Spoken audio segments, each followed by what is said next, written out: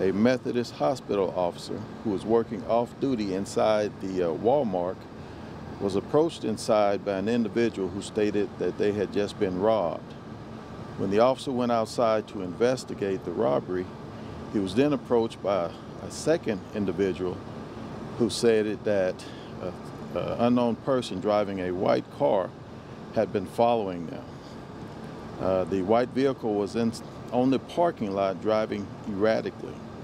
The officer then approached the vehicle, and the suspects in that vehicle intentionally drove toward the officers and struck the officer. The officer then, in return, fired his duty weapon at the white vehicle that fled away. The officer was taken to Charlton Methodist Hospital, where he was treated for minor injuries. The suspect is currently at large.